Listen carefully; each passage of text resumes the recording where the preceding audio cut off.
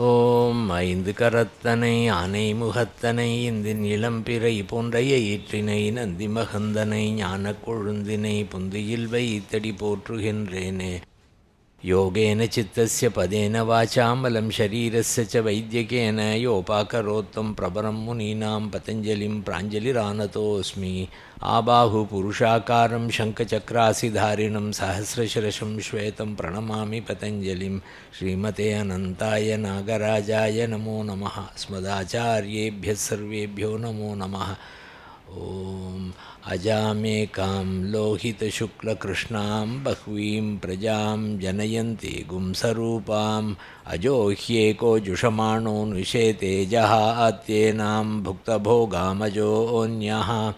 ब्रह्मा मुरारिस्त्रिपुरान्तकश्च भानुश्शशी भूमिसुतो बुधश्च गुरुश्च शुक्रशनिराहुकेतवो कुर्वन्तु सर्वे मम सुप्रभातं. भृगुर्वसिष्ठक्रतुरङ्गिराश्च मनुःपुलश्च पुलहश्च गौतमः रैभ्यो मरीचिश्च वनोथ दक्षो कुर्वन्तु सर्वे मम सुप्रभातं. सनत्कुमारश्च सनन्दनश्च सनातनोऽप्यासुरिसिंहलौ च सप्तस्वरा सप्तरसातलानि कुर्वन्तु सर्वे मम सुप्रभातं.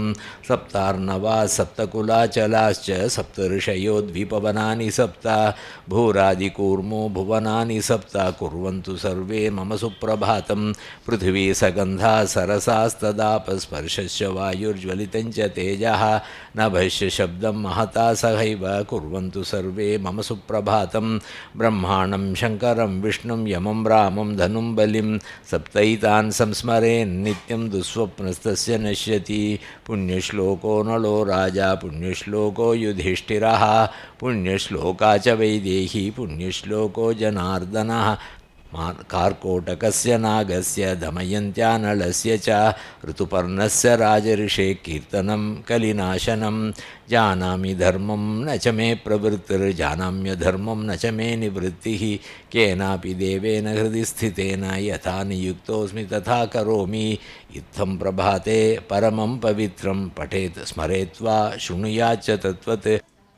दुःस्वप्ननाशस्तु इह सुप्रभातं भवेच्च नित्यं भगवत्प्रसादात् भवेच्च नित्यं भगवत्प्रसादात् भवेच्च नित्यं भगवत्प्रसादात्. ओम.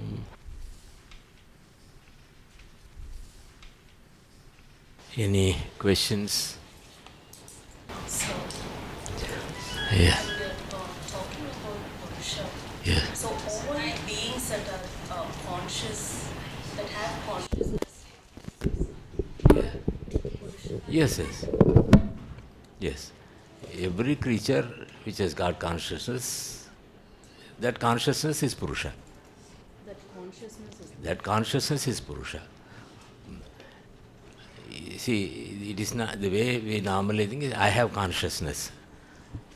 That is normally that's how we start. Then the consciousness is something which is constant, non-changing, it is always there. So they say it has got, it is not part of Prakriti, it is something distinct and separate. So if I am able to realize that, then I can identify with that consciousness as my own self. I means my buddhi, my intellect can identify with that. So that is what they are trying to do. So with animals and Yes, plants that's and right. everything.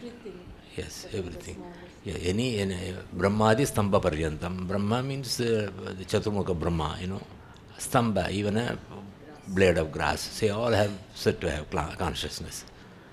Okay.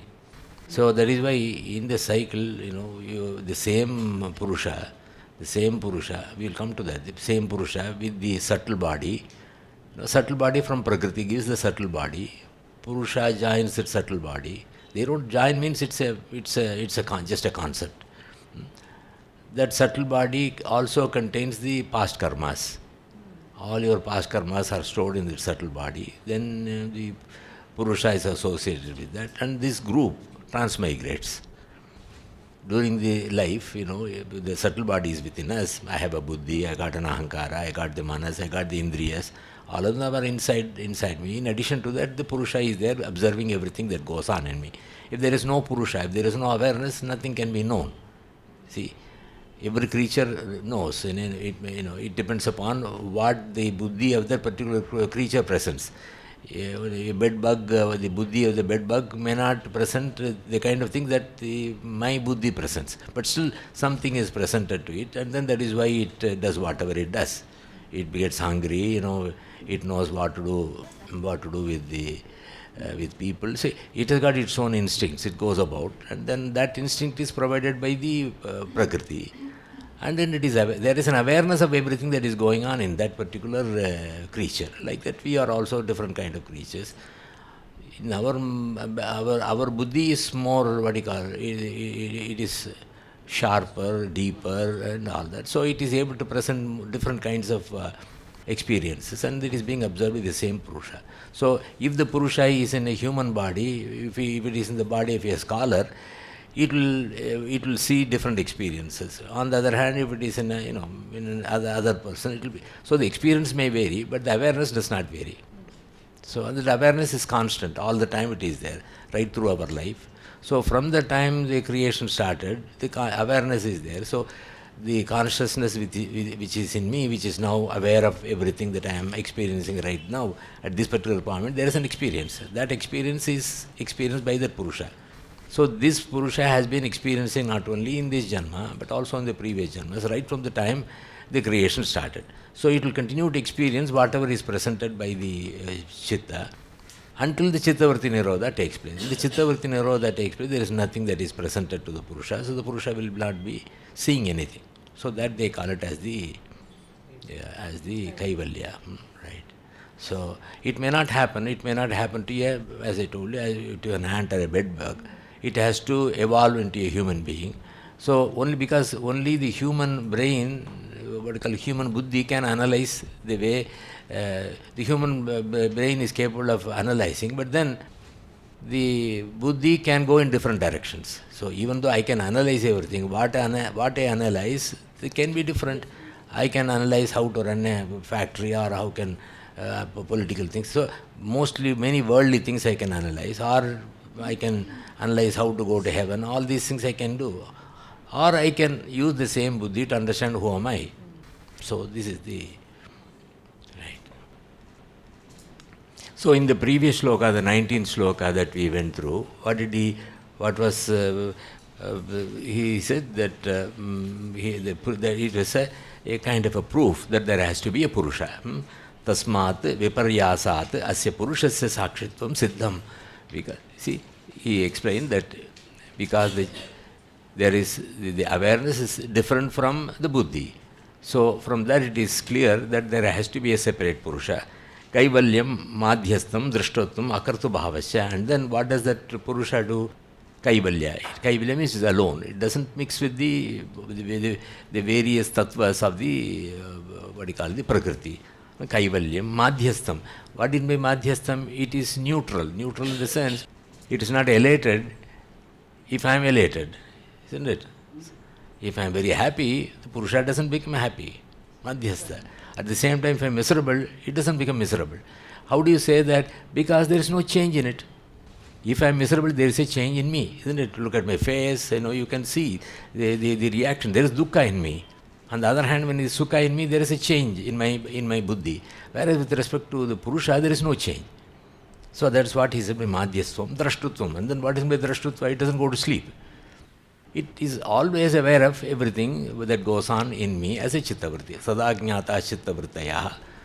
So these are the three things he says. Kaivalya, it is alone. What does it mean? It does not mix with the 24 other tattvas in this body. It is distinctly different from the 24 tattvas in our body. There is Kaivalya. Madhyastha, whatever goes on in this particular body, it doesn't change. It didn't change during this, when I was young, I had different chittavartis, it didn't change. Adulthood, I had different chittavartis, it didn't change. Now, if I take another janma, then, whatever may happen, whatever chittavartis that particular janma will produce, the Purusha will not change. It will be constantly be observing that. Drashtuttam, akartur bhavasya, it doesn't do anything. That is, it doesn't do anything. What does it mean? Anything that you attribute to any activity cannot be attributed to the Purusha. Supposing I start from a home and come here, who travels the body travels. The Purusha does not travel. Purusha does not do anything. He does not drive, he does not do any of those. He does not walk, he does not run. Everything is done by Prakriti only. So this idea we got to keep in mind. What are the characteristics of Purusha here? It is pure consciousness, drashtutva. That is what he said in that. Sakshitvam siddham. Purushasya sakshitvam siddham. Purusha's sakshitva means witness. It is just a witness. It is just there to see. And then he explains, tata, therefore, he also says, the main characteristic of the Purusha is drashtutva, that is consciousness. Supposing he say it doesn't do anything, but what is its main characteristics? The ability to see, the ability to be aware of, that awareness, pure awareness. There is nothing else in it. It has got no eyes, it has got no ears, it has got no memory, All these things that you attribute to us, they are all to the brain only, to the mind only, not to the Purusha. Drashtutvam, akartru bhavasya. Finally, it doesn't do anything. So, because it doesn't do anything, what happens? There is no karmashaya. It doesn't add to any karmas.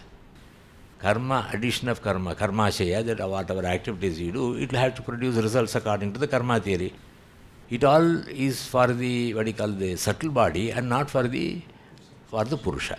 So this idea we have to keep in mind. Now that he has emphasized that in the 19th shloka, then we will go to the 20th one.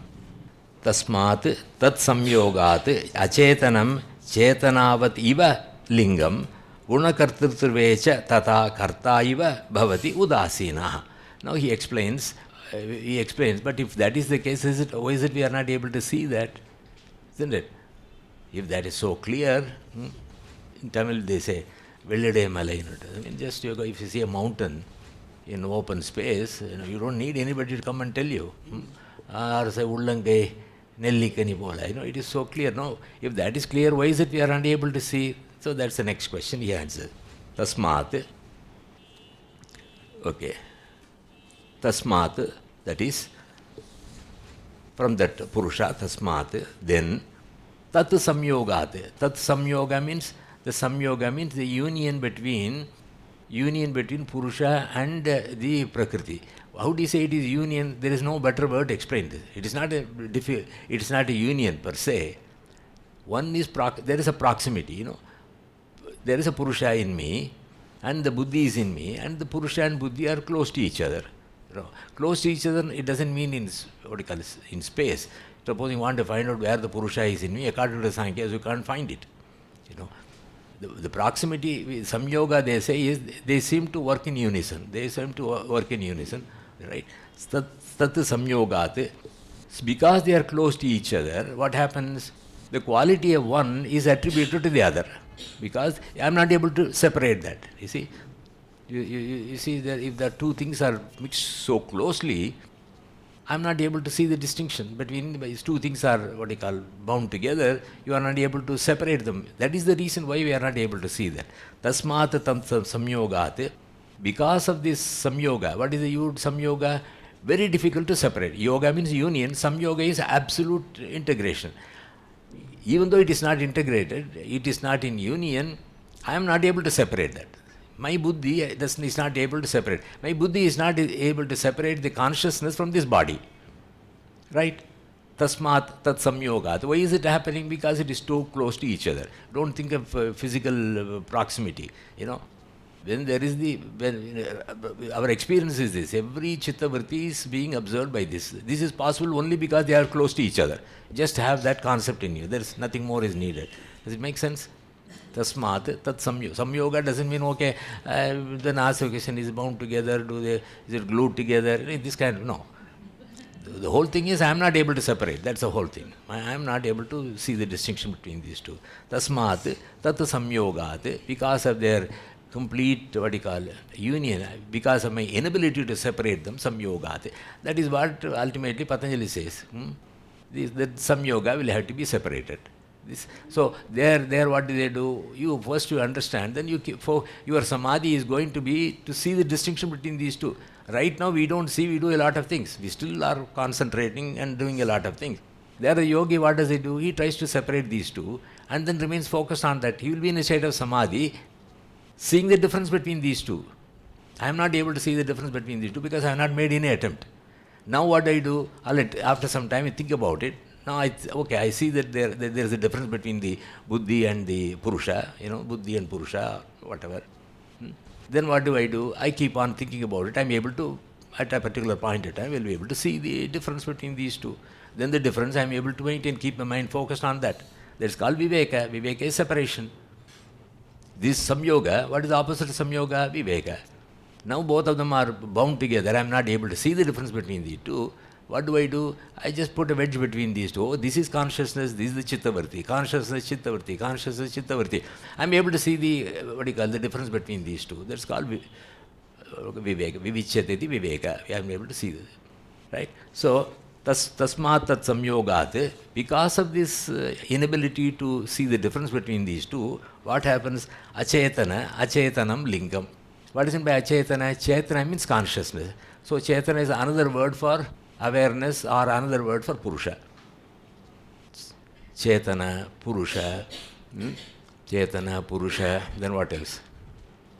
Purusha, jnana. Jnana is another term. Drashta is another term. These are the... Puman is another term. Atman is another term. Okay, these are the various terms because in different contexts you want to understand that. So here achetana is the word he used. Chetana means awareness. This body has got no awareness. Like my computer is very intelligent. My computer is very intelligent, more intelligent than me. I got a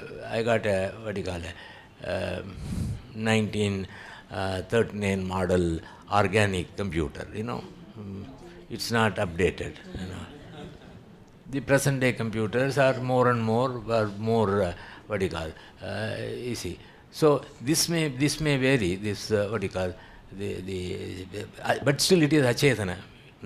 It has got no consciousness. It may have intelligence, but it doesn't have consciousness. Achetanam, and then it is also, achetana means this body-mind complex made up of these 24 tattvas, are the basic three gunas. Achetana, it has got no consciousness. Achetanam. Linga, why do you call it linga? Lingam, layam gacchati iti lingam. Ultimately, this body will resolve itself into the prakriti. At the time of death, all parts of the body will resolve into the five bhutas, isn't it? They will resolve into five bhutas. That's why he uses the word linga here. Whereas the purusha is not going to be affected by that. Purusha is not affected by death. This body is going to be affected by death. Achetanam lingam chetanativa bhavati. But it appears to have consciousness. This body appears to have consciousness. Why is it so? Because of my inability to separate them. Samyoga. Samyoga means what? I always see them together. I am not able to see the difference between these two, even though there is a gap between these two. Samyoga, lingam chetanativa bhavati. Tatha udasinaha gunakartrutvecha karta iva bhavati. So there are two things now. The body, the linga or achetana sharira appears to have consciousness, and then the purusha which is inside us, which does not do any activity, appears to do everything. So when I say I am doing this, I am also saying I am aware of everything. There are two things that are taking place. I attribute the activity to the purusha which does not do any activity. I attribute consciousness to this body which has got no consciousness. Two distinct things are there. So that is why we use the term, that is why we make this mistake. One, purusha is the one which is pure consciousness, but the ahankara is the one which is responsible for all the activities in us. All the activities that take place in us is due to ahankara, whereas the real purusha has got no ahankara. So he wants to make a distinction between these two, which we don't separate. We always put them together. So in fact in Vedanta they explain this as the basic fundamental, fundamental mistake. Avidya, they call adhyasa. Adhyasa, that is the pure consciousness, the purusha or the self in us does not have a body. But we attribute the body to it. That's called adhyasa. Okay, so when you say, who are you? I'm a Ramaswami. See, Ramaswami has got body, but then the real purusha has got no body. So when I say Ramaswami, I attribute to this. Why also there is one adhyasa. Another one is this body has got no. The consciousness has got no body. The other thing is the body has got no consciousness. We put them together. So they are called two adhyasas. Considering that the Purusha has got a body is one adhyasa, that is, you put the body on top of the Purusha. It has got no body. On the other hand, the body has got no consciousness. You think as though this body has got consciousness. That's how we go about. We never make this distinction at all. So these people have thought about it, and then they explain, and then this shloka. We got to see two things. Karta and Drashta. Karta is the one that acts. Drashta is the one which sees. Right at this particular moment, there is a lot of activities that are going on. Ultimately, Patanjali says all the activities are reduced to Chittavrti. Right? Chittavrti is the activity, and then the Purusha is the one that is the Drashta. We have got to make this distinction. So this particular shloka, right? Why is it we are not able to see the distinction? We can spend the entire lifetime without addressing this question, isn't it? We can go through life completely, supposing you do something with a mistaken notion, ultimately it's not going to be helpful, isn't it? Supposing you find somebody, you join somebody as a partner to do a business. You consider that person to be good. You don't make proper analysis and then work with him. Then later on you think what you did was not right. So we didn't make the sufficient inquiry in the beginning itself. Likewise here also he says, we have to make the inquiry as early as possible. How early? As soon as you read the Sāṁkhya Kārikā. Tasmat, from the Purusha, Tat Samyogat, because of the apparent union between Purusha. It is only apparent, not real. In fact, in the Yoga Sutras, he says, what is heya hetu, avidya is the heya hetu. Yeah. Drashta drishya yogo, samyogo heya hetu. Drashta is the Purusha, drishya is the chitta. Drashta drishya yoga, samyoga. Samyoga means the apparent inability to see the difference. Drashta drishya samyoga heya hetu. That is what we have got to avoid. So what does it mean? That is, you try to start looking at the nature of the Purusha and nature of the self and see the difference between these two. That's the message here. Right. Tasmat tat samyogat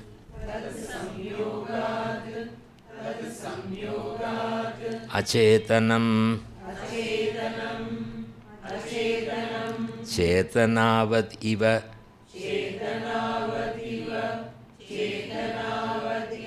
lingam gunakartrutve cha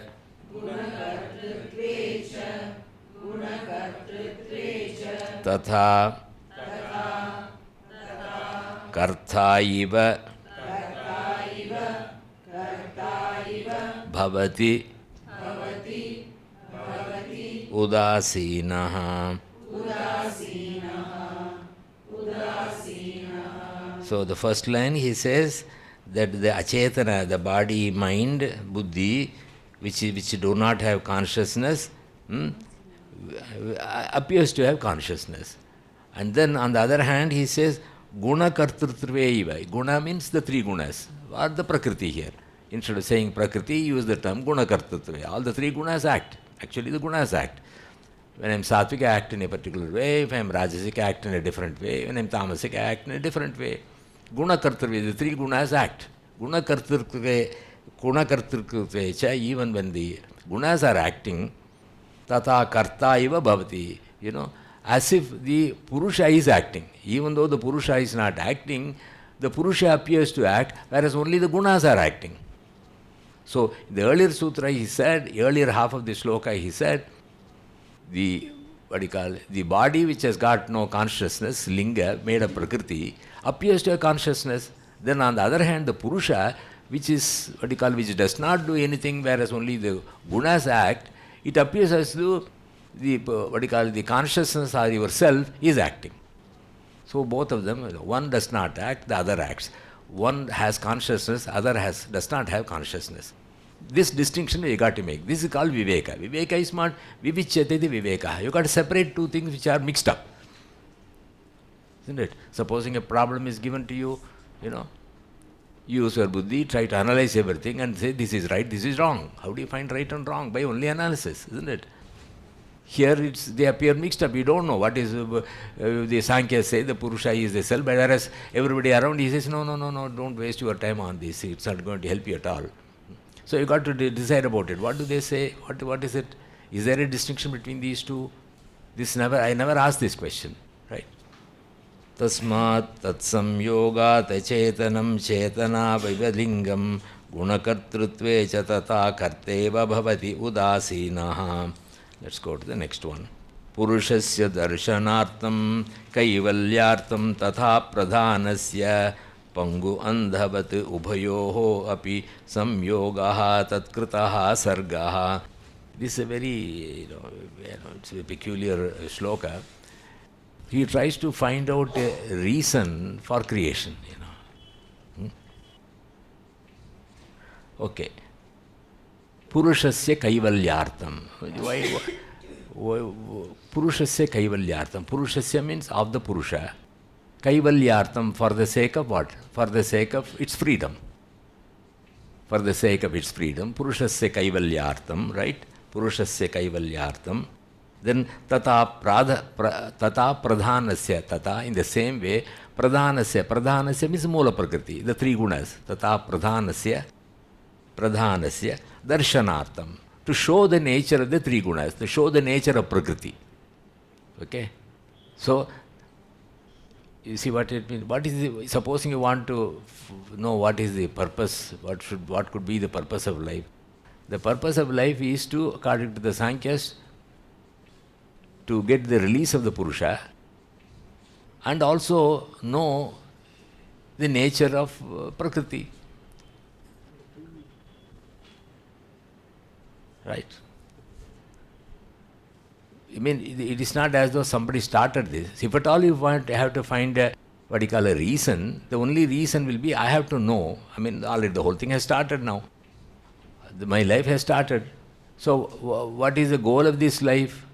My goal of life is Purushasya kaivalyartam, for the sake of the release of the Purusha and understanding the nature of Pradhana. This now, how is this achieved? This is achieved by Purusha and the Prakriti together. The Purusha does not do anything, but it is aware of everything that goes on in that. Otherwise, we won't know what is going on. We won't know at all anything that is going on. Purushasya tata pradhanasya darshanartam, and then he gives a, what is the English word for that?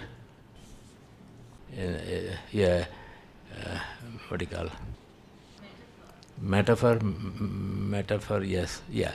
Metaphorically, he explains this. He says there are two things, like pangu andhavat. Let's take the case of a, a lame person, and andha, a blind person, if they both want to accomplish something, they can do. They join together, but they don't have any common interest. They don't have any, they have a common interest, let us say. The common interest, supposing you take the case of a pangu. Pangu means, a lame person who can't move. There is a, blind person, who can't find the way. So, both of them happen to meet each other in a forest. They want to get out of the forest. The lame person who can see, he knows the way out, but he can't move. Whereas the blind person can move, but cannot find the way. So how can they go about doing it? So the lame person sits on the shoulders of the blind person, and then he gives directions. This example is a limited example. Don't try to say, all right, you said Purusha does not act. How can the Purusha sit on the top of and then give guidance? This all examples have got limited purpose. Examples are limited purpose. Supposing I say, somebody is like a lion, he's a lion. Don't ask the question whether he lives in a cave. No, that's not. Only one aspect of the lion is taken and then compared with him, the common characteristics. He is very, very bold, whatever. So, Kaivalyartam Purushasya Kaivalyartam Tata Pradhanasya Darshanartam Pangu Andhavat Uvayoho Api Samyogaha Tatkritaha Sargaha. Now, right. So, Tatkritaha Sargaha. The whole creation starts by the the samyoga of the Purusha and Prakriti. Prakriti, there are two things for the creation to take place. One, non-acting Purusha and the all-acting Prakriti. Both of them together, and then the experience take place. Right? We go through life, and then until we are able to find the answer, this activity will go on. The mind will not rest. It keeps on trying. Okay. See, actually what happens is, normally we, all of us look to remove dukkha and then, get sukha. When dukkha is pain, you want to remove pain and then have sukha. That's what we do. Every activity that we do is only this. We are not, we are not doing anything for anybody else. We do everything for our own self. Of course, it may look a bit, but that's what happens. Every one of us, I won't use the word selfish, but then all of us have self-interest. Okay. If I do something, I do it. In fact, in the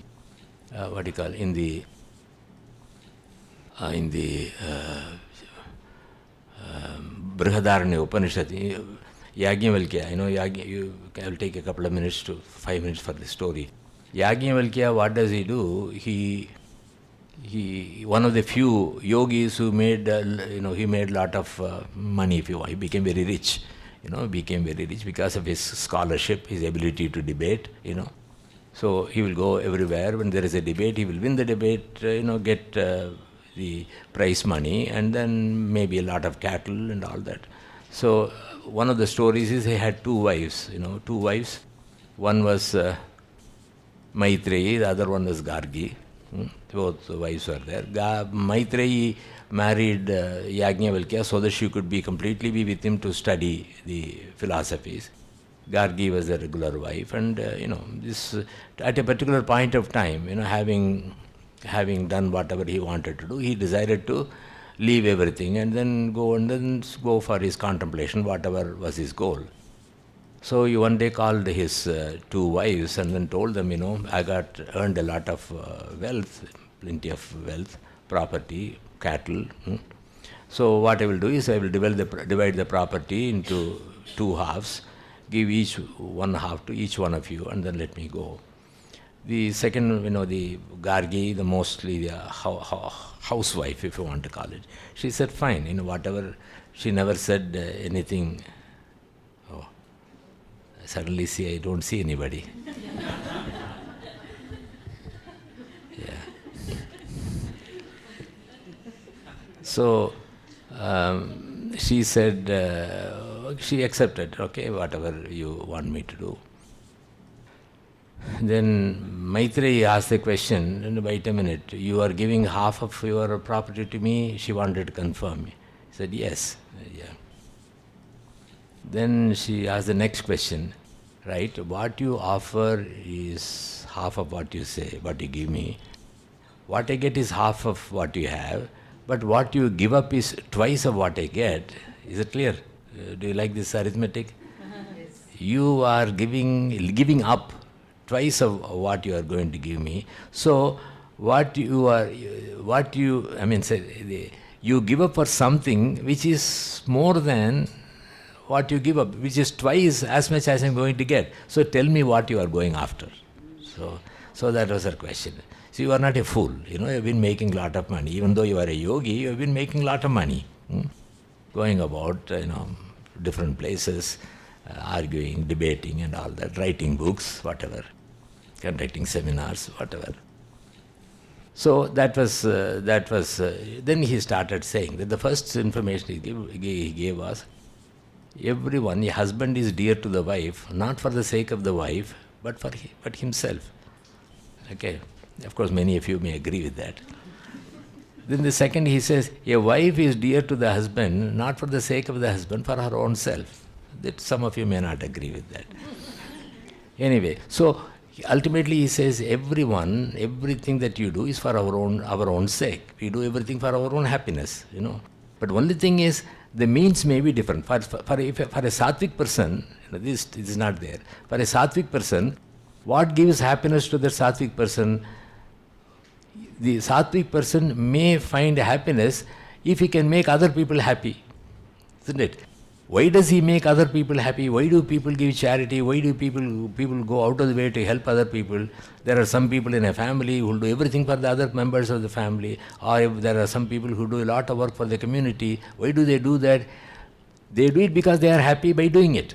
See, so the basic motivation is to do even good things is you feel good. So that's what he said. So, but then, whereas a Rajasic person will make somebody unhappy, even if it is necessary to make somebody unhappy to make himself happy, he will do that. Isn't it? So that is why they are different. For fame. Whatever be the reason, maybe power, maybe money, maybe whatever, that gives him happiness. More possession, more power, I am happy. So what I do everything so that I take your money, or I rob the bank, I do whatever, because that gives me happiness. Whereas a tamasic person hasn't got the capacity to, to rob a bank, or the courage to rob a bank, nor does he has the inclination to help other people. The third person is happy when others are unhappy. Isn't it? It happens in several times. Okay, when others are happy, some people are very unhappy. If my neighbor makes a lot of money, I'm unhappy. If my neighbor loses his business, he deserves that. There's a sense of. So depending upon whether it's sattvic or rajasic, but basically the message here is, everybody does something or the other only for happiness within ourselves. What gives happiness to you may vary. So depending upon that, you call someone as a good person or a bad person, or whatever you want to call that, the sattvic, rajasic or tamasic person. So the sarga takes place. Sarga means what? The evolution takes place by the union of these two, the samyoga of the Purusha and the Prakriti. Samyoga of the Purusha, when does it take place? He is going to explain later. When does it take place? At the time of creation itself. So we got all of us, each and every one of us got a subtle body even at the time the evolution started. Okay. The Purusha in me got in, I don't know how it happened, it got close to the Prakriti, and then Sattva evolved, and then I was able to get a subtle body, and then the subtle body started accumulating a physical body, and then started doing activities, you started doing karma gets accumulated, they start giving results, you take the different births, it starts keeping, this is called sarga, it keeps on going. Until you are able to see the difference between these two, separate them, and then by that this journey comes to an end. Right? Right. It goes on until the whole thing is ended. How does it end? By the separation of the Purusha and Prakriti. Purushasya kaivalyartam, for the freedom of Purusha, tata pradhanasya darshanartam, tata, in the same way, pradhanasya of the Mula Prakriti and its products, darshanartam, to show, right? To show, to know. Pangu andavat, like a lame and a blind person, ubayoho api samyogaha. Between these two, union takes place. Similarly, Purusha and Prakriti takes place. Union in the sense, they have a common goal now. They have a common goal, both the Pangu and the Anda have got a common goal. Likewise, the Purusha and the Prakriti. It's just an example. Don't try to say, okay, does the Purusha want to start this? No. This is just an example. This is an example to explain, that two different things can come together and have a common purpose. two people join together, and then they can each one may have a different purpose. Supposing I want to go from one place to another. Another person comes there, he wants to go from the same place to some other place. Both of them could hire the same taxi and go. You go your way. Both of them can go together. There is a limited purpose of combining. Afterwards, you are going to be away. Likewise, here the Purusha and the Prakriti are going to separate. Once the Pangu and the Andha, the Pangu, the lame person, will give directions. Okay, this is the path, you go straight, and then the Andha will walk. And then as soon as they cross the forest, they go out of the forest, what do? They separate. That's the end of the journey. So likewise here, the Sarga starts and it is not indefinite. It is supposing, suppose I keep on going in circles within the forest, it will be longer. Ultimately, I will know the way and come out of that. How will I know the way? Sometime or other, I will know the truth about myself, and that will be the end of this journey. Okay? So basically, Purusha doesn't have a goal. That's why this question is a limited, Purusha has got no goal and all. The goal of this union, that's what I will say. The goal of the union is to, without the goal, this is not a common, occurrence, He is trying to explain it in common, terms. Purusha does not say that, I want to get out of the forest. No, that's not, that is, when two things are united, what is achieved here? When Purusha and Prakriti join together, that's what has happened in all of us, what is achieved? Pardon? Yes, understand the nature of the Prakriti and then get the release of the Purusha. That's who does this? Sāṁkhya people say that this is what they give the necessary background material so that this can be achieved. Kaivalyartam Purushasya Kaivalyartam Tatha Pradhanasya Darshanartam. These are the two purposes. That's what the Yoga Sutra does. This is what the Sāṁkhya Kārikā does. See, they explain to you what the Prakriti is, they explain to you the nature of the Purusha is, how the Samyoga took place, and what can be achieved by this Samyoga. Okay, let us put it this way. What can be achieved by this Samyoga? What can be achieved? How can this be used? This union between Purusha and the Prakriti can be used. What is the union of Prakriti and Purusha? This is our life. This is what is happening in our life. What can I do? How can I use this union? I can try to use this union to get the Kaivalya of the Purusha and completely understand the Prakriti. Kaivalyartam Purushasya Kaivalyartam Tata Pradhanasya Darshanartam Pangu Andhavativa. What is meant by Pangu? Pangu means a lame person. Andhavati, a blind person. Ubayoho api samyoga. Ubayoho means between these two, samyoga. It's many times you join hands with somebody, some stranger, isn't it? For a short period of, as I told you, you get stranded in a place, another person is stranded in a place, so both of them hire the same taxi and go. And once you reach that place, then you go your way, he goes the other way. Likewise here also Purusha and Prakriti have got a temporary connection. The temporary connection, unfortunately, is made longer and longer by our ignorance. You don't look happy. What can I do? Right. 20. Yes. So as we develop our understanding, Yes.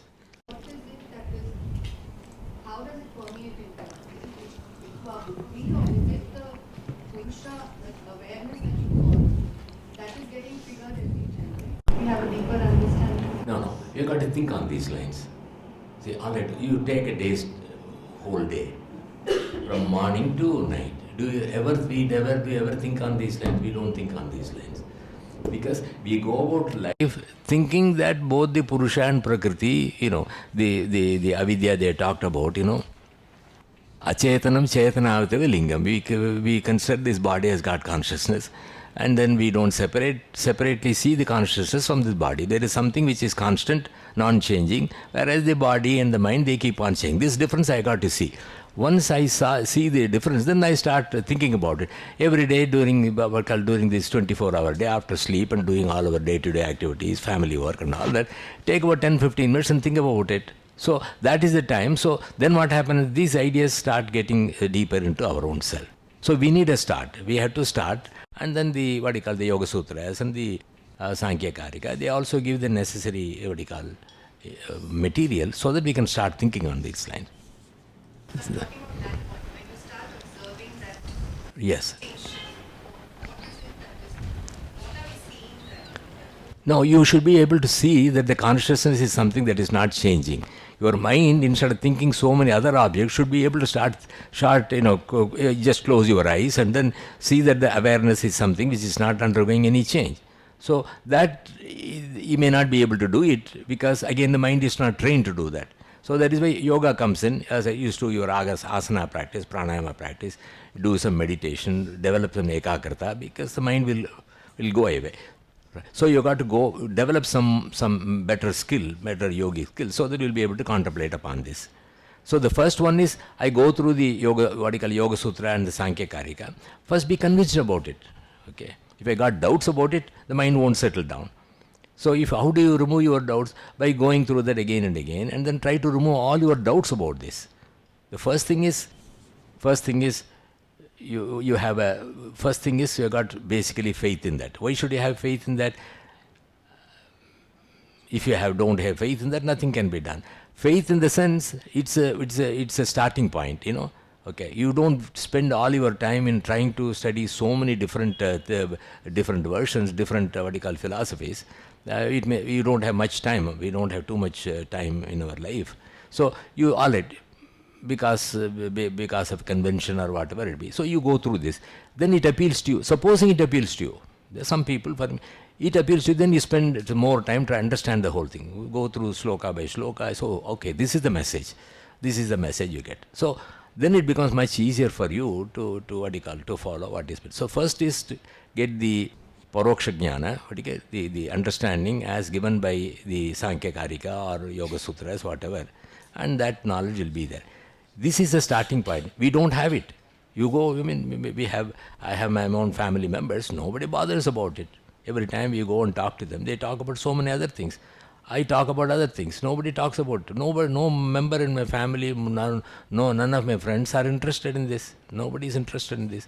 So then what happens? You study about it, and then if you are in a group of people with other people, you talk about it, remove your doubts, and then after some time, your understanding of this, the whole philosophy improves, and then you become more and more convinced. If you are not convinced, you got to already, you say, ultimately you say, no, this philosophy is defective, you give it up. But if you are convinced about it, go through that and understand that. Once you understand that, then you start, okay, Purusha and Prakriti. This is the main message, especially in this particular shloka. You will find what is the purpose of the entire life. According to them, the purpose of entire life is to be able to understand, to get the Kaivalya of the Purusha and the understanding the nature of Prakriti. These are the two things he's talking about. So, even though we may be doing a lot of other activities, family work, office work, this work and all that, every day if you can spend a little more time thinking about it, this will be part of your yoga time. Study, contemplate about it, study with other people. Then over a period of time, this will have more influence on your thinking, and ultimately you are able to see the goal they are talking about. This is a process, because our mind is only samskaras, samskara sesham hichitam. My mind functions in a particular way. Supposing I want to change directions, I got to slowly first give the idea, let it be implanted in my mind, and then I give sufficient encouragement to that by thinking on those lines. If I keep on doing it, the whole thing becomes very clear to me. At least the text becomes very clear to me. What this bloke wants to say is very clear to me. Once it becomes clear to me, then I can start. Did I answer your question? Right. 21. Purushasya darshanartam kaivalyartham तथा प्रधानस्य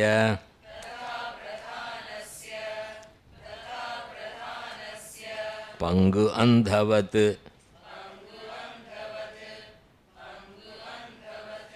उभयोरपि संयोगः तत्कृतः सर्गः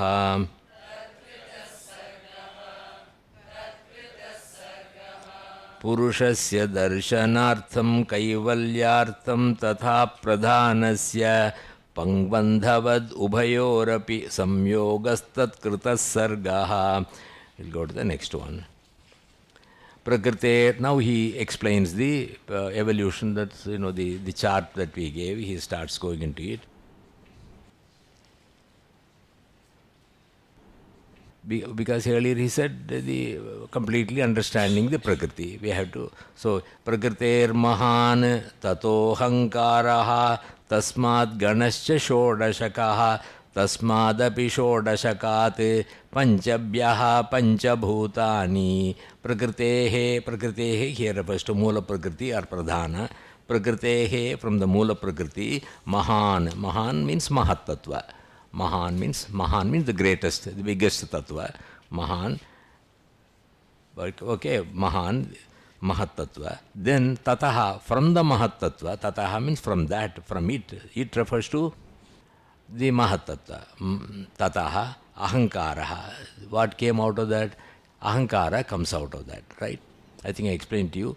First, the Mahat tattva is what you call intelligence, cosmic intelligence, It is able to plan everything. It is not an unplanned or random event. Creation is not a random event according to them. Right? Mahan. Tataha, from that become Ahankara. Because once you know how to, then you have got to create it. Ahankara is the one that creates. Kara means to do. Something will have to be done. You think about it and then do something about it. Tasmat Shodashakaha Ganaha. Out of that Ahankara, 16 products came. 16 products came. Okay, 16 products came. Tasmat Shodashakat. Out of these 16 products, Panchabhyaha Panchabhutani. Out of the 16, 5 produced 5 bhutas. 5 of the 16 tattvas. So the 11 of the tattvas did not produce anything, whereas the 5 of the tattvas produce 5 more bhutas. Right? So that's what you see here. First is the Mula Prakriti, then the Mahat is produced, from Mahat Ahankara is produced. Ahankara produce 16 tattvas. What are they? 11 Indriyas on the left side or the right side, I don't know how you see it. And on the other side we got the 11 plus, first the Tanmatras. Okay, these are the things that come out of Ahankara. Out of Ahankara only 16 things come. 16 things. What are those 16? The 11 Indriyas and the 5 Tanmatras. The Tanmatras. And then he says, out of the 16, 5 produce 5 bhutas. Yeah. So out of that 16 things that are produced by Ahankara, 5 of them produce grandchildren. What are they? The 5 bhutas. 5 bhutas are created. So this is how and then is there further creation? No, there is no further creation because the bhutas combine in so many different ways and make umpteen number of projects. Some are sattvic, yes. First sloka you said first 7. Right. And the no. See, what he said was 7 were prakriti vikritis. Okay, so this Ahankara is a Prakriti Vikriti. I'm sorry, Mahat is a Prakriti Vikriti. Ahankara is a Prakriti. The Tanmatra is 5. So 5 plus 2, 7 produce something else. See, he puts it in a different way, right? Okay, this is a fairly straightforward shloka. So, Prakritehe Mahan Tataha Ahankaraha Tasmat Shodashakaha Ganaha Tasmat Shodashakatapi Panchabhyaha Panchabhutani. Right? Good. 5 bhutas are created. So this is another way of explaining it. Right? Can we go through the shloka now? Right. Prakritehe Mahan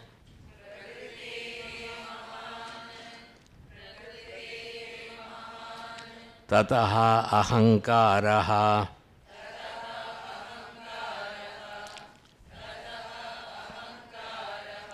tasmat ganascha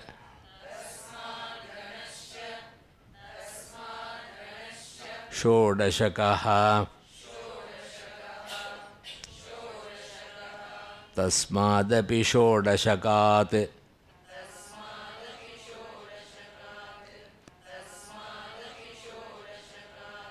पञ्चभ्यः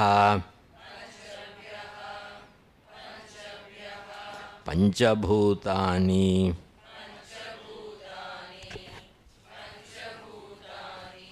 Okay, now he merely said this is what, these are the Mahat Tattva, then Ahankara Tattva, then 16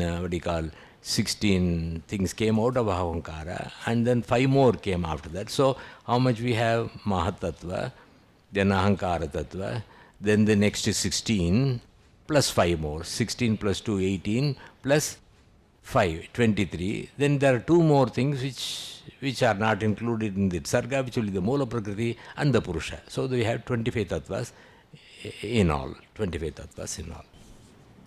Now we have got to understand here that even though the division appears to take place after Ahankara, then ultimately all of them, when they join the Purusha, all of them also join as a subtle body.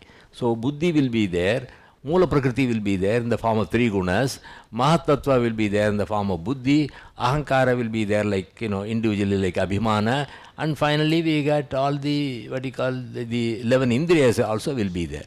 So that will form the subtle body. The subtle body does not start only with Ahankara, Mahat Tattva will be there. The Moola Prakriti in the form of 3 gunas will be there. So all those tattvas will be in the subtle body which is on the left side. On the right side, what happens? The tanmatras and the bhutas, mainly the bhutas form the entire universe. The entire universe consists of universe consisting of the 5 bhutas. What are the 5 bhutas? Prithvi, Ap, Teyu. See, what is by Prithvi? Prithvi means the earth. Up is water. Tejas is light or fire. And then Vayu is air and Akasha. So some people, it's debatable. Some people say it is not, what this is, Prithvi is solid matter, not solid matter. Up is liquid. Agni is energy. Then Vayu is air. Vayu is air, the gaseous form, and ultimately space. So some people say that what they say is matter and energy. Matter in the 3 states. What are the 3 states? Solid state, liquid state, and the gaseous state, and then energy, and ultimately space to accommodate all of them. So according to some explanation, Up does not refer only to water, it refers to matter in the form of liquid. It's some interpretation are there. Okay.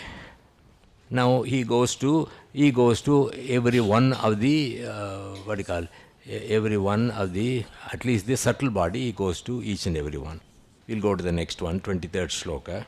Adhyavasayo buddhihi dharmo jnanam viragam aishwaryam satvikame tadrupam tamasastad viparyasaha. Buddhi is only Mahat at individual level. Mahat Tattva is at the universal level. At the individual level, it is known as Buddhi. Buddhi Tattva. Then what is the function of Buddhi? What does the Buddhi do? Adhyavasayo buddhihi. What does the Buddhi do? Adhyavasaya, it analyzes. What is Adhyavasaya? Adhyavasaya, I think we have come across this term earlier, like Vyavasaya, like a farmer plows the ground, he goes very deep, and then what happens when the farmer plows the ground? The soil is completely broken down, It becomes easy to work with, isn't it? Hard soil, you can't grow anything. You have got to first of all cultivate the land. So that is what is being. Similarly, when you want to understand something like this subject, we need what? We need a buddhi. A buddhi which is, what does the buddhi do? Adhyavasaya. Just like it plows and then makes the land, land cultivable, it, it analyzes the problem and then makes it easy for you to find a solution. So that's what the buddhi does. Adhyavasayo buddhihi. So that aspect of the brain, okay, that aspect of the antakarana or the internal organ, which analyzes everything, adhyavasayo, that's called buddhihi, right? And then in what directions can it go? Dharmo, jnana, viraga, maishwaryam. What can that buddhi do? It can find out what is dharma and adharma. You see what I mean? Dharma, it can lead you along the path of dharma. He says this is right. This is right and leads you along that particular path. So there is something in my brain which says this is right, this is wrong. Am I right? Right. Dharma. What is meant by dharma? Dharate uddharyate va iti dharma. Dharma is something. Dharate supports something. Anything that supports a system is called dharma. Right? Raja dharma, kula dharma, then grihastha dharma. See, everything there is a dharma. Otherwise, yuddha dharma. What do you mean by what do you mean by dharma? A system which is able to sustain, a set of rules that is able to sustain a system. Grihastha dharma, for a family to run properly, there are certain rules that will have to be followed. The parents will have to follow rules, the children will have to follow rules. So this is called similarly, Raja dharma. A king, when he rules, he has got to follow certain dharma, Raja dharma. He has to punish, support good people and then punish bad people. That is the Raja dharma, right? So, what says which is right or wrong? It is the Buddhi Tattva. Buddhi Tattva is the one that can analyze and say what is dharma. So, some people follow the path of dharma. They use their buddhi to analyze what is right and what is wrong, and then follow the right path. Am I right? So that is that's what buddhi does. You need a sharp buddhi, a sattvic buddhi, to be able to do this, to follow dharma. To understand dharma and to follow dharma, you need what? You need a sattvic buddhi. Right? Right. Then what is the next one? Adhyavasayo buddhi dharma. What else can the buddhi do? It can also analyze what is jnana. Jnana here refers to the Purusha here. Another term that jnaha we have seen in the beginning. So jnana, it can lead you in the path of jnana. What is it? Okay, I want to know what Prakriti is. How is this universe made of? What is the true nature of myself? Okay, this kind of inquiry, you may have the desire. Which aspect of your brain is capable of doing that? It is again buddhi, if it is sattvic. The buddhi, if it is sattvic, can go along the path of dharma. It can analyze what dharma, what adharma is. That is what most of the karma kanda of the says. You do that. Or the same brain can follow jnana. It can try to use this brain, understand what is the nature of the self, what is non-self, what is Prakriti. That's what the Sāṁkhya does, that's what yoga does, that's what Vedanta does. So that is called jnana. Jnana is also produced by the buddhi in a sattvic state, right? The third aspect of the sattvic buddhi is dharmo, jnana, viraga. What is meant by viraga? Dispassion. We have got so much, there are some people who have got 200 pairs of slippers, Do you know anybody having 200 pairs of slippers? Maybe 20, I don't know. Okay, so dharmo, jnana, viraga. There are some people, if they were, buddhi is sharp, then you start looking at people. You are not talking in terms of the nature of Purusha, nature of Prakriti itself. Look at the whole, how people are going around, and then you find out that most people are really suffering. Not really, they are not, So you develop dispassion towards everything from the Prakriti. You started practicing your yama niyama. You get less and less involved with the outside activities. Okay, that's called viraga. Viraga means what? That is why Patanjali in the Yoga Sutra says, Parināmatāpa samskāra dukkhi gunavritti virodācha dukkameva sarvam vivekinaha. If I'm able to look that, outside world is going to give only unhappiness in the long run, then what do? I develop dispassion towards that. So such people in the olden days were known to be Bairagis. Have you heard of Bairagis? Right? Viraga. Viraga becomes what do you call? Va becomes Ba. Vairagis. Okay. So a sattvic people, they don't analyze the nature of the self, they don't analyze about dharma and all that, but they see dukkha everywhere and then withdraw from that. After a proper analysis, they withdraw from that, they become Vairagis, They leave the world, they become sannyasins, they go, right. But they don't have the understanding of the self. They don't have that. They only withdraw from the outside world because they find a lot of unhappiness there. Dukkha is there, right. Dharmo, Jnana, Viraga, Aishwarya. There are some people who got a very sharp intellect and then they become yogis. Yogis means not only just doing asanas, they do pranayama, they do meditation. They are able to go into samadhi. When they are able to go into samadhi, they apply their samadhi capability to understand the different aspects of nature. And by that they are able to achieve a lot of siddhis. Aishwarya means siddhi. Okay? So they become Siddha Purushas, Siddha Yogis. So a sattvic buddhi can take you in 4 different directions. One is you become a dharmi, you know what is dharma and adharma and follow the path of dharma, isn't it? The best example, one of the well-known example is the chief of the Pandavas. That's why he was called Dharmaputra. He followed the path of dharma, supposed to have.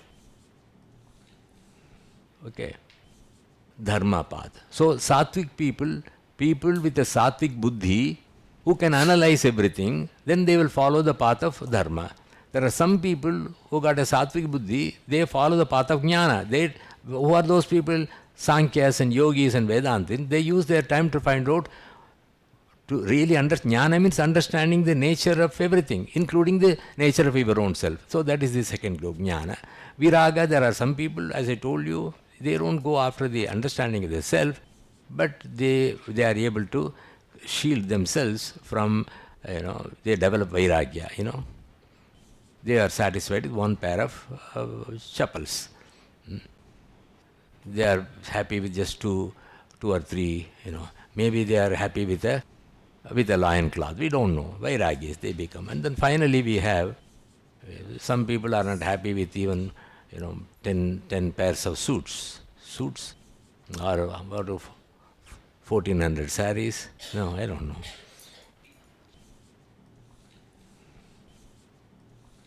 Yeah, that is, so this is, when buddhi is involved in it. When you go and say, okay, I want this, the buddhi says, okay, that is the buddhi, you say, okay, this will give me happiness.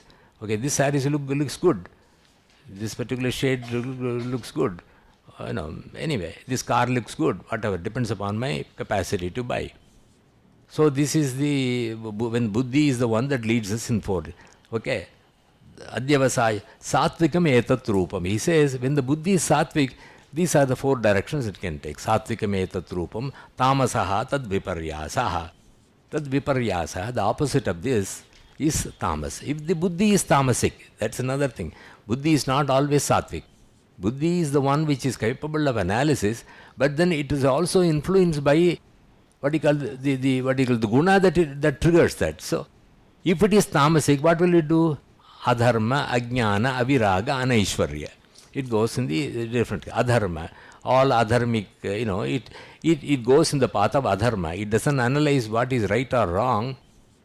It follows the adharmic path, so that if it is going to give me happiness, I will follow the adharmic path. So, if you follow the dharmic path, if there is an opportunity to do something which is not dharma, a dharmic person, what will that dharmic person will do? He will say this is not dharma and refrain from doing that. Whereas an adharmic person, if it is going to be beneficial to him, he will do it even though it is adharma. Why? Because both of them are intelligent. Okay, the first person thinks that it is not right, he is a dharmi, so he doesn't do it. The second person is an adharmi, but he does it, he does it with the full understanding of that. So this is the difference between even the buddhi tattva, even though it is a production, it is due to it is a sattvic evolution, it can become corrupt. If it becomes corrupt, then it follows the path of adharma, ajnana. There are very intelligent people who are crooks. It is because of the buddhi is a tamasic state. Right? So this is the information here. Adhyavasayo buddhihi dharmo jnana viragam aishwaryam satvikam etatrum tamasaha tad viparyasa. Viparyasa means opposite. Opposite, which is like adharma, ajnana. Abhiraga. They use the word abhiraga. Anaishwarya. Anaishwarya. Anaishwarya is what? Aishwarya is, by your sharp intellect, you will be able to understand the nature. Whereas the, what you call the person with a tamasic buddhi, they don't put the effort. They don't put the effort. They become slaves to the senses.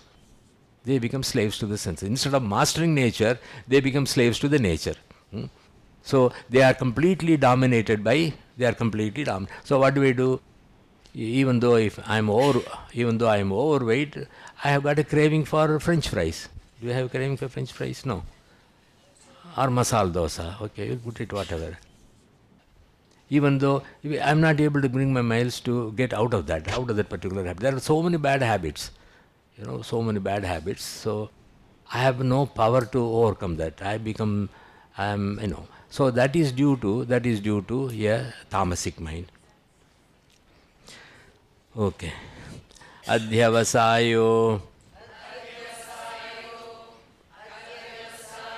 buddhihi dharmo jnanam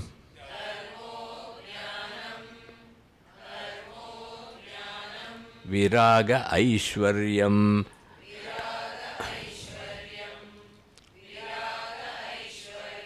Sattvikametadrupam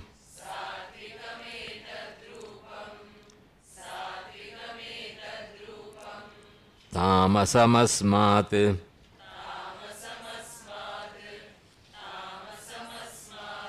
Viparyastam. Okay, now he goes to the next one, which is ahankara. Ahankara at the individual level. Now buddhi at the individual level was seen. Now ahankara at the individual level. What is it? Abhimano ahankaraha tasmat dvividaha pravartate sargaha ekadashakascha ganaha tanmatraha panchakaschaiva. Ahankara is abhimana. How can I understand ahankara? Ahankara is abhimana. Abhimana is what? Abhi means repeatedly or in the direction of manaha, thinking. Repeatedly thinking that this body is the self is called abhimana. What do you call? Abhimano ahankara. What is ahankara? Ahankara is abhimana. What is abhimana? You are familiar with the term abhimana. Abhimana means attachment, right? But here what he says, abhimanaha ahankaraha. That is getting attached to this body as if this is the self. Abhi gives you the meaning that repeatedly, even though you study the Sāṁkhya Kārikā, maybe about 2 minutes you think about it and then go back to the old way of thinking. So that is called abhimana. Repeatedly thinking that the body is the self is called abhimano, and that he calls it as ahankara, because that is the cause for all the activities. The moment I realize that the real Purusha is the self, there is no activity. There is a complete cessation of all chittavartis. When there is no chittavarti, there is no activity. There is no ahankara there. Right? Abhimano ahankara. Right? Abhimano ahankara. Ahankara is manifest as attachment to the body. Abhimano ahankara. Abhimano ahankara. Tasmat. From that ahankarat, Vividaha pravartate sarahaga. Vividaha in two streams. Vividaha in two, two types. Vividaha pravartate. Pravarta means, evolves. Pravartate sargaha. Varta means to act. Pravartate, it proceeds in two streams. Pravartate sargaha. Sarga means right. Pravartate. Pravarta means proceeds, in two streams it proceeds.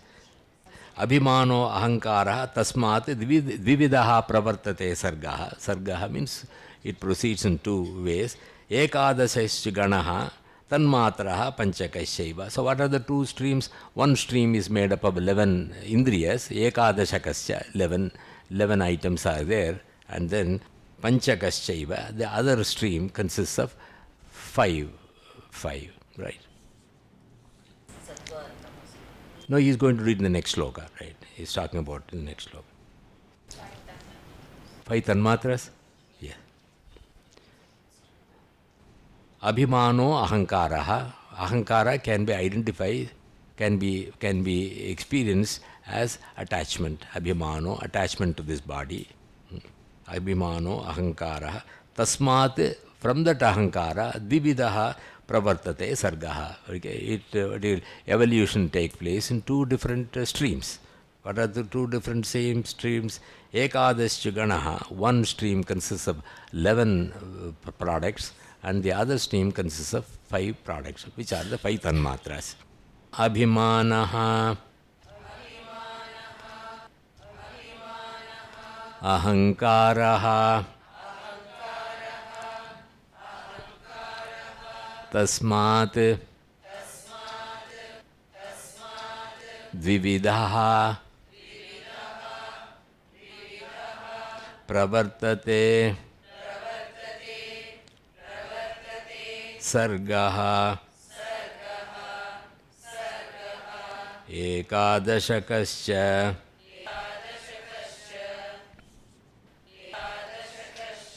ganaha,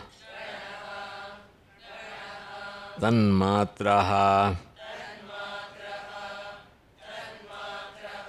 panchakasyaiva.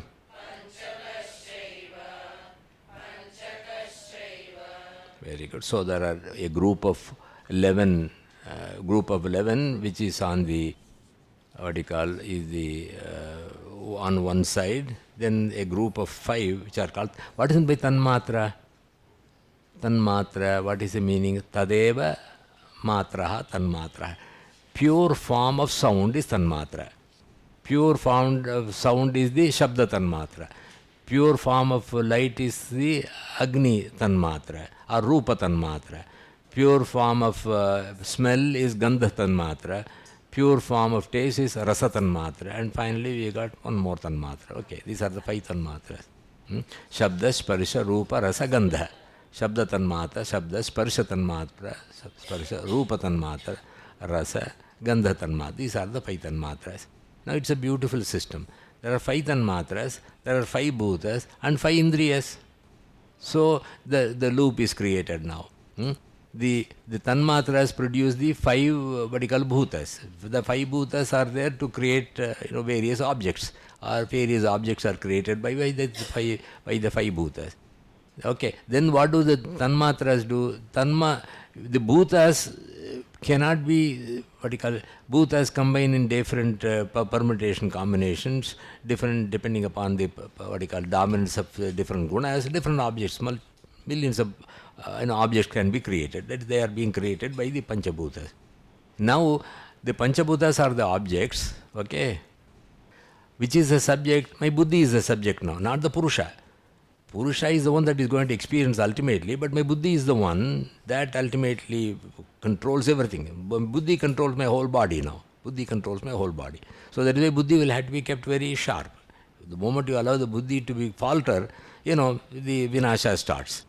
So, right. So, even though we talk about purusha, the thing that we got to be, what you call, concerned about is the buddhi. Because that is the one that will lead you to the right path, or, vinasha, the buddhi is the main thing. Right. Now, how does the buddhi is able to see the object from outside? Buddhi or chitta for that matter. How is it able to see the object from outside? Through the indriyas, but how do you see the objects? The object, what do you call, the objects, what do you call it? Objects, objects don't go through me, only the tanmatras come. See, the tanmatras are reflected by the various objects, are produced by the various objects, and then those tanmatras come to us, and then it goes through us. The senses can grasp only the tanmatras. This is a very important information you get from here. The way we see objects is through the tanmatras. It is also consistent with science. What does the science say? When you see an object, you don't see the object per se, you only receive the light particles. Light particles emanated by the objects come to your eyes, and then it goes to the brain, and then brain is able to see that. Okay. Right? So here we got a loop. The tanmatras produce the medium, they produce the objects, and the objects are seen only through the tanmatras. The tanmatras reaches, and then so what is common between the these two streams? It is the tanmatras that travel between the objects and the individuals, right? Right. So we'll go to the next shloka. Satvika ekadashakaha pravartate vaikritat ahankarat bhutadehe tanmatraha satamasaha taijasat ubhayam. So you remember this shloka that we read, the 23rd shloka? 23rd shloka is Adhyavasayo buddhihi. Then in the commentary they say that out of the 8 paths the buddhi can take, 4 sattvic and 4 tamasic, 4 sattvic and 4 tamasic. That's why we can divide people into 8 groups. People who follow dharma, people who follow jnana, then viraga, then aishwarya, then adharma, jnana, viraga, and aishwarya. So these are the 8 groups. Then he says, out of the 8 groups, there is only one group which will achieve the kaivalya. Only the people who follow the path of jnana. Merely following the path of dharma, it is good, it will take you to heaven, but it will not give you the complete release. So, out of the 8, you need a sattvic mind, and the sattvic mind should be applied to jnana, not dharma, viraga, aishwarya. Aishwarya is you become a siddha purusha, you become a siddha yogi. You can walk on water, you can do a lot of things which ordinary people cannot do. But that does not lead to kaivalya. You can follow dharma. If you follow dharma, what? Dharmena gamanam urdhvam. You go to heaven, different heavens you can go to. But it will not lead to kaivalya. You can get away from the world. You can become a vairagi. You give up everything. But then even then you will not be able to reach kaivalya, because you don't have the knowledge of the self. So ultimately the jnana marga, that is understanding the nature of the self, is the only one will give you relief, and that basically requires a sattvic mind, sattvic buddhi. Okay. Right? So dvivedaha sargaha pravartate. So this is, even at the time of evolution, there were 2 streams. One, the microcosmic evolution, consisting of buddhi, ahankara, then the 11 indriyas. So, on the other hand, buddhi, ahankara, and because there is activity in the universe, the wind blows, the fire is there, there is a lot of activities going. There is ahankara in that. Then there is an order in the whole universe. So buddhi tattva also is there, the mahatattva also is there. So the mahatattva and the ahankara tattva is common for both the subjective stream and the objective stream. Okay. Now he uses a few other terms which vaikritat ahankarat. Vaikritat ahankarat. Vaikritat means vikriti. Vikriti is what we have come across. Vikriti is production. Yeah, it produces something. Ahankara, when it produces ahankara, then if it is a sattvika production, sattvikaha ekadashaka pravartate. Vaikritat ahankara. Vaikritat ahankara means when the vikriti, when the ahankara produces, the next set of evolutes. If it is sattvic, ekadasha pravate. Due to sattvic evolution, there are 11 indriyas produced. Ekadashaka means 11 indriyas. What are the 11 indriyas? 5 karma indriyas, 5 jnana indriyas, and the mind which coordinates everything, right? There are 11 indriyas. They are produced by it is a vikriti, but it is produced by the sattvic aspect of ahankara. Okay. Bhutadehe tanmatraha, bhutadehe, from the Bhutadi evolution, he calls Bhutadi evolution. Bhutadi means nothing. What you call the macrocosmic evolution, where the bhutas are created. Tanmatraha pravartate. First of all, tanmatras come out of that. Okay, is it clear? Tanmatra come out of the ahankara. From the ahankara, 11 indriyas come out, and that is called a vikriti, and that is also the 11 indriyas. It is also called the sattvic evolution from the ahankara. And the same ahankara produces the 5 tanmatras, and that evolution he calls it as bhutadi. Bhuta adi. Adi means bhuta and others are produced in this in this stream. So that is called tamasaha. It is called a tamasic evolution. So all matter is considered to be tamasic. Right? All yes, tamasic. So tamasaha. Then tejasat ubayam pravartate. Now, what is tejas? Tejas means lights. Tejas also means energy. Do you see what do you say in Hindi for energetic? No. If the stock market is very bullish, what is the term they use? I don't know. It's hot, it's heated, So Tejas refers to Rajas. So Ahankara has got 3 aspects. Sattva, Tamas and Rajas. The Tamas is responsible for the creation of the 5 tanmatras, which subsequently will lead to the 5 bhutas.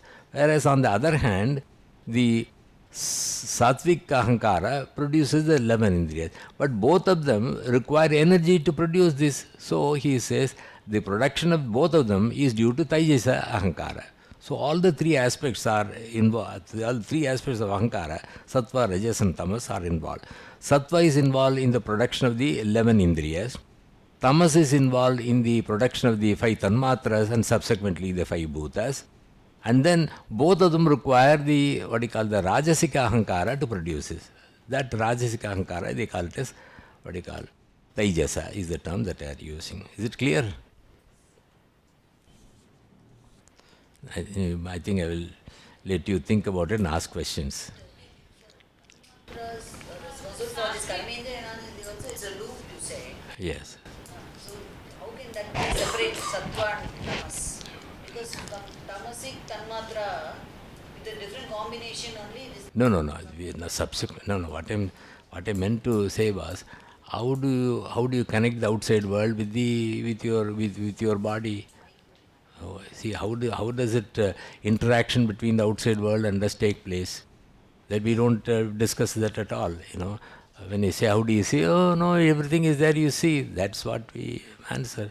But what is the process by which this seeing take place? You take a little time. If you go and ask the scientists, if you ask them how do we see, they say no, you don't. The eyes don't see. The light particle go through your eyes and goes to the brain. They explain it that way only. The same thing is applicable here. Instead of the light particle, they use the term tanmatras. Instead of the sound bites or sound waves, they use the word shabda tanmatras. Right?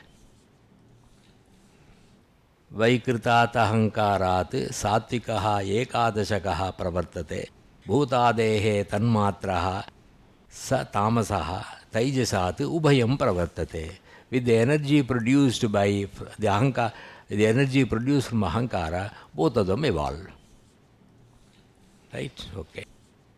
We are only in the 25th shloka already. You feel that you have had 4 times of Sāṁkhya Kārikā. Okay. Satvika ekadashakaha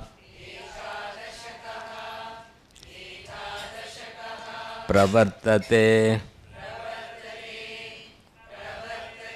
vaikritat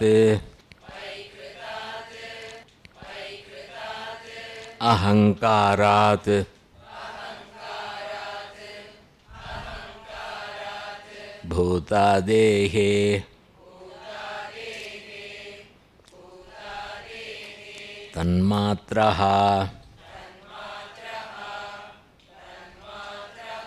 Satamasaha Tejasat Ubhayam. Okay, Tejasat means due to Rajas. Rajasat, instead of Rajasat, he uses the term Tejasat.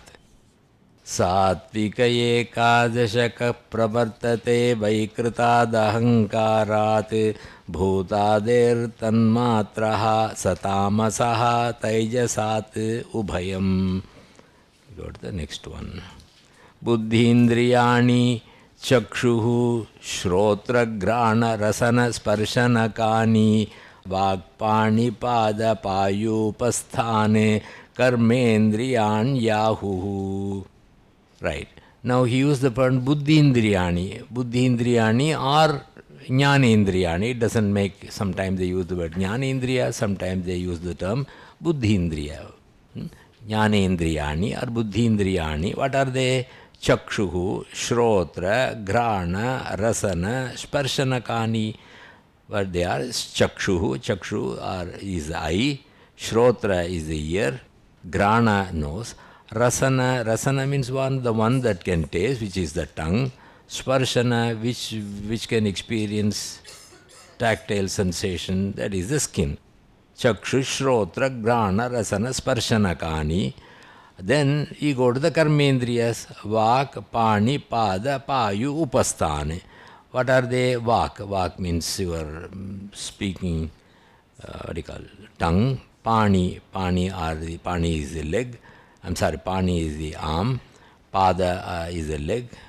Payu is the excretory organ. Upastha is the generative organ. These are all called karmendriyani. Ahu. They are said to be ahu, means they are said to be karmendriyas. Okay. Now he details the 10 karmendriyas, leaving manas to be discussed later.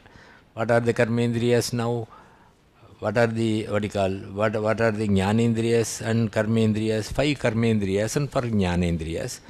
Buddhindriyani, chakshusrotra, grana, rasana, sparshanakani, vak, pani, pada, payu, upasthana, karmendriyani. What do the jnanendriyas and what do the karmendriyas do? Actually, the jnanendriyas are the ones that take things from the outside world. They grasp from the outside world. What do the karmendriyas do? They act on the outside world. Okay, if there's an outside, if you want to grasp an outside object, you grasp an outside object, right? Then you walk outside. So the karmendriyas act with the objects from the outside world, whereas jnanendriyas take information from the outside world. So either nature as God has created a beautiful system. Is it clear? Buddhindriyani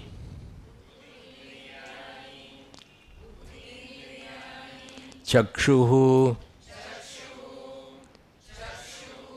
shrotra grana rasana sparshanakani vak pani pada payu upasthan karmendriyani ahu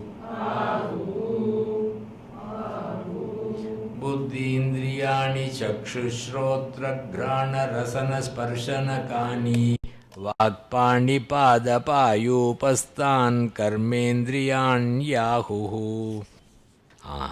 We'll go to the next one. Ubhayatmakam atra manaha sankalpam indriyam cha sadharmyat guna parinama visheshat nanatvam bhakya bhedasya. Right, now he talks about the manas. Manas, which is the 11th Indriya. Ubhayatmakam, Ubhaya Atmakam, Ubhaya means both. Ubhaya means both. Atra, okay, Atra means there, in that stream of all right, of the 11 Indriyas. Manaha, the mind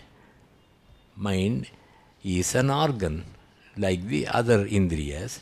Ubhayatmakam, but belongs to both the Karmendriyas and the Jnanendriyas. See, otherwise there cannot be coordination, isn't it? Yeah, somewhere there has to be coordination of the all the Indriyas, not only the Karmendriyas, but within the Jnanendriyas there has to be coordination, isn't it? Coordination. So that coordination is brought about by Manas. Atra Manaha Ubhayatmakam. He is for, if you see something, if a car comes, suddenly you got to jump jump away from that dream. So both the Jnanendriya and the Karmendriya act, it is because of the coordinating Manas. Atra Manaha Ubhayatmakam. The Manas is for both the Karmendriyas and the Jnanendriyas. Sankalpam. What does it do? It analyzes, it ponders. The information that you get from the outside world through the senses, then it coordinates, analyzes, and then gives instructions to this. So many things that take place in our body are done by Manas without going to the Buddhi and Ahankara. Sankalpam, okay, Ubhayatmam belongs to both. What is both Jnana and Karmendriya good? Sankalpam, what does it do? It ponders, it analyzes, right? Okay, it analyzes. And then Sadharmyam Indriyam cha, because it is in the company of all the Indriyas, it is also considered to be one of the Indriyas by scholars. Sankalpam Sadharmyam, it ponders. Sadharmyam, on account of its similarity with the Indriyas, it is also called Indriya. Guna Parinama Visheshat, Nanatvam Bhakya Bhedacha, Guna Parinama Visheshat. So the objects that are seen so differently, different objects are seen, different objects are grasped by the senses and are acted upon, Guna Parinama Visheshat, because of the modification of the gunas. Right? Depending upon the Sattvic, whether one is Sattvic, Rajasic or Tamasic, the objects appear to be different for different people. Guna Parinama Visheshat, Nanatvam Bhakya Bhedacha. The different objects are known. Different objects are known, even though we got only the same set of Indriyas. Then different objects are perceived by the same set of Indriyas. Okay, I see you right now, next moment I see somebody else. I am able to see two different objects. Okay, so all of them are possible because of the coordination of the Manas. Right? Okay, let us go through this. Ubhayatmakam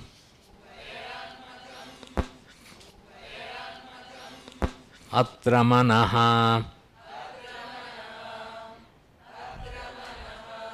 Sankalpam Indriyam cha Sadharmyam Gunaparinama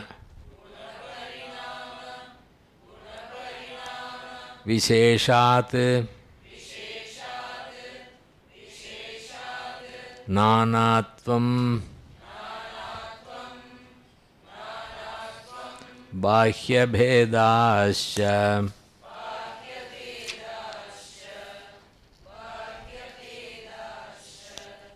Okay.